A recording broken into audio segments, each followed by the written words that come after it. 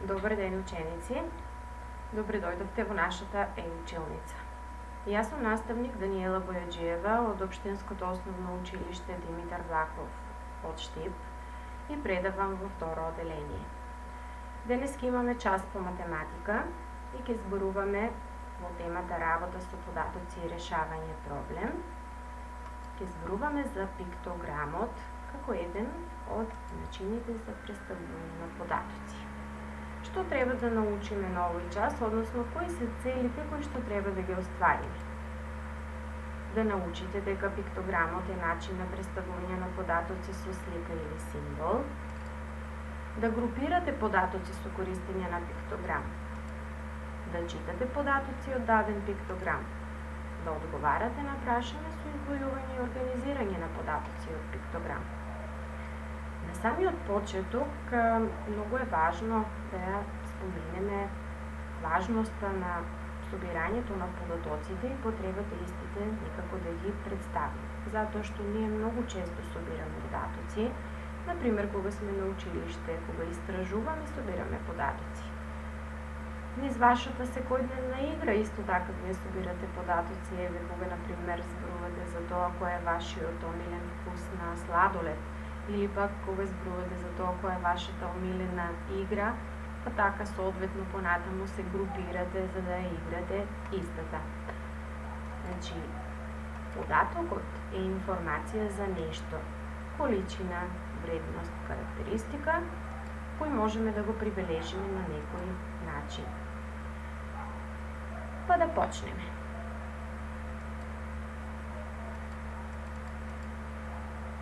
Наставничката Ана и нејзините ученици разговарале за тоа кој е нивното омилено овошје во зимскиот период. Нели во овој период од годината изборот на овошје ни е малку помал, па така едни од учениците кажале дека го сакаат јаболкото, други бананата, а имало и дечиња кои најмногу сакаат портокал. И бидејќи учениците се нестрпливи секој да си го каже своето мислење, наставничката Ана им предложила организирано да ги соберат и прикажат податоците за тоа кој овошје е омилено кај дечињата. Но наместо да се пребројуваат, се договориле податоците да ги забележат на малку поинаков начин, односно да ги внесат во табела, каде што за секој ученик ќе внесуваат символ смајли за омилениот овошен плод. Па еве како го направиле тоа. Секој ученик укажува својот избор на овошје, јаболко, банана или портокал, па соодветно на тоа во ваква табела наставничката внесувала по едно смајли за секој ученик во редот на овошниот плод кој што тие го избирале како омилен. Па така за учениците кои што сакале јаболко, наставничката внесувала по едно смајли за еден ученик кој што сакаат јаболко во редот на јаболкото. За учениците кои што сакале банана, наставничката внесувала по еден символ смајли во редот на бананата, а за учениците кои што го избрале портокалот за омилено овошје, наставничката исто така внесувала по едно смајли во редот на портокалот. Значи, едно смајли за едно дете. Ваквиот начин на представување на податоци со слика или символ наместо со броеви го нарекуваме пиктограм. Символ во нашиот пиктограм, односно во пиктограмот што го направиле наставничката Ана со нејзините ученици, е всушност смајлито, кој што имаше вредност едно смајли да одговара на едно дете. Затоа, кога внесуваме податоци во ваков начин на представување на податоци кои што го нарекуваме пиктограм, многу е важно да имаме легенда или клуч на пиктограмот во кој што се прикажува вредноста на символот. Во нашиот случај, символот смајли, според оваа легенда, има вредност да одговара на едно дете. Значи, едно смајли одговара на едно дете. но не секогаш кога представуваме податоци во пиктограм, символот мора да има вредност 1. Може да биде вредноста и поголема од 1, а тоа ќе го видиме во понатамошниот тек на оваа видео лекција. Исто така да споменеме и дека символот не мора секогаш да биде смајли, може да биде и некој друг ваш символ, значи по ваш избор. Да се навратиме уште еднаш на пиктограмот што е изработен, каде што се представени податоци за тоа кое е омилено овошје на учениците од оделението на наставничката Ана.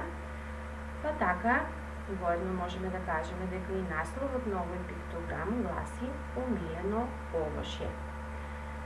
Во левата колона се представени овошните плодови кои што ги избираа учениците како најомилено овошје во зимниот период, а во десната колона наставничката ги внела символите смајли за изборот на учениците во зависност од тоа кој овошен плод го избраа за омилен. И уште еднаш неопходната легенда, тука не е легендата, која што ни ја покажуваше вредноста на символот. Ќе ја споменеме уште еднаш. Еден символ смајли има вредност 1 дете. Едно смајли одговара на 1 дете.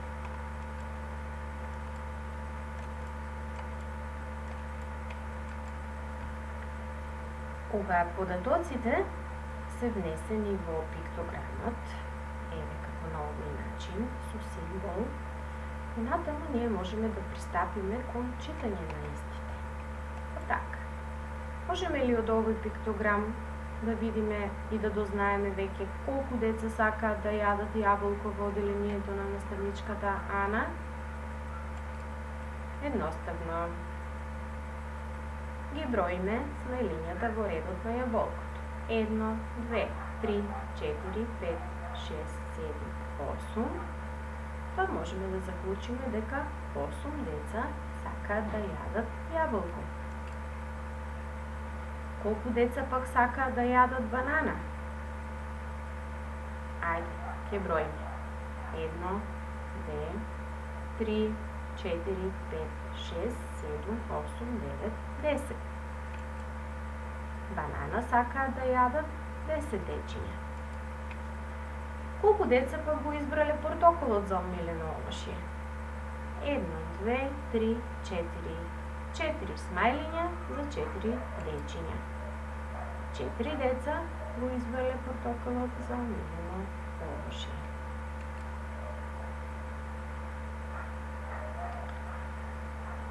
Од вака изготвениот пиктограм ние можеме да дознаеме и некои други информации. Па така, веќе можеме ли да заклучиме кој е омиленото овошје на децата? Размислете. И ова е едноставно. Најмногу смајлиња има во редот на бананата, кој ги изброивме претходно, видовме дека се 10, што е поголемо од 8 дечиња кои што сакаат јаболко и 4 дечиња кои што сакаат портокал, а затоа ќе заклучиме дека омиленото овошје на децата во оделението на наставничката Ана е бананата. Блиску до бананата беше јаболкото, затоа што 8 дечиња сакаа јаболко. Можеме ли да дознаеме колку повеќе деца сакаат да јадат банани отколку јаболко? Се разбира, кога од бројот на дечиња кои што сакаат банана, ќе го одземеме бројот на дечиња кои што сакаат јаболко и добиеме дека 2 деца сакаат повеќе банана отколку јаболко, затоа што 10 минус 8 е еднакво на 2. Овој пиктограм може да ни даде и некоја друга информација. Дали сме љубопитни да дознаеме колку вкупно ученици имало во оделението на наставничката Ана? И ова можеме да го видиме од изготвениот пиктограм, затоа што едно смајлиње означуваше едно дете, колку смајлиње има во пиктограмот, толку ученици има во оделението на наставничката Ана. Значи имаме 3 групи на смајлиња 8 за јаболкото, 10 за бананата и 4 за портокалот, вкупно 22, пак можеме да заклучиме дека во оделението на наставничката Ана имало вкупно 22 ученика. Сега ќе се навратиме повторно на оваа табела во која што нели внесувавме символите за да прикажеме податоци, но сега забележуваме во легендата дека имаме разлика. Во пиктограмот кој што досега го разгледувавме, легендата ни велеше дека едно смајли ни означуваше едно дете. Сега забележуваме дека легендата е променета и едно смајли ни означува две дечиња. Значи, по половина смајли за секое дете. Една половина за едно, друга половина за друго, значи едно цело смајли сега има вредност две дечиња. Претходно дознавме и колку ученици во оделението на наставничката Ана го избраа јаболкото како омилено овошје, колку бананата, колку портокалот, па сега имаме ние нова задача. Бидејќи легендата ни вели дека едно смајли ни одговара на две дечиња, како овие податоци сега за бројот на дечињата кои што сакаат одреден овошен плод ќе ги внесеме во пиктограмот. Размислете. Можете тука да го стопирате видеото и понатаму заеднички правилно да ги внесеме податоците за бројот на деца кои што сакаат јаболко, банана или портокал со символ смајли, кој што сега има вредност 2. Значи повеќе од 1, оно што прескажува на поле. Размислете.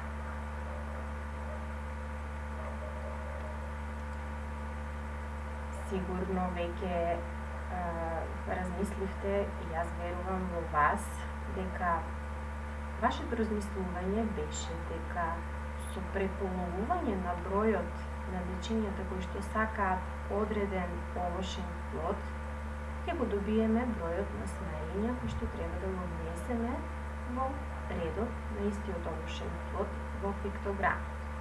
Па поаѓајќи од тоа дека 8 деца сакаат јаболко, размислуваме дека половина од 8 е 4, затоа што уште еднаш ќе напоменам, едно смајли сега ми одговараше на две дечиња.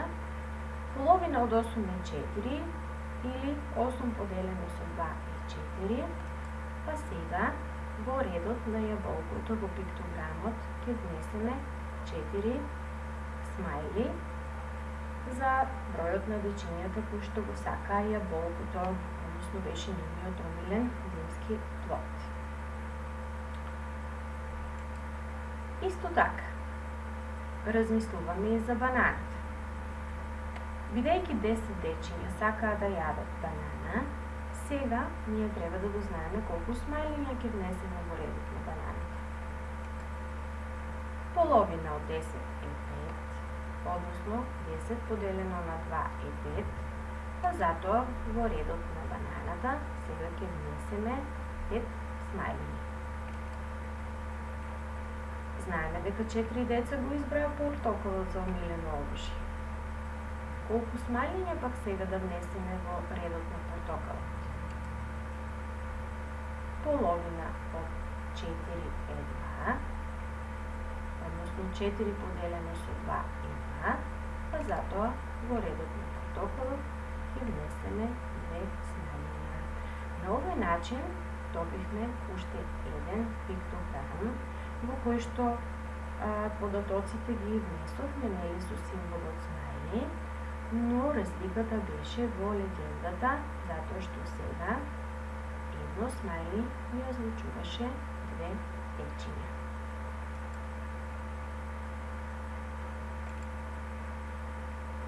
Се надевам, драги мои ученици, дека од оваа видео лекција научивме за пиктограмот како начин на представување на податоци. Ајде заедно да видиме што научивме. Научивме дека секој символ или слика во пиктограмот може да означува количество 1 или повеќе од 1, а тоа ни го покажува легендата на пиктограмот. Научивме дека пиктограмот е начин на представување на податоци со слика или символ.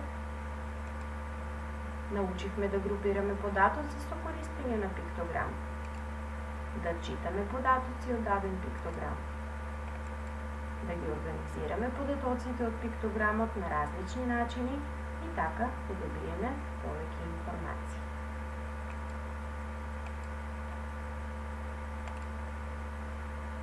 За домашна задача имате да го нацртате пиктограмот со легендата смајли, да одговара на едно дете во својата тетрадка и да се додадете себе си со символот смајли во зависност од тоа која овошје од понудените наредби го сакате.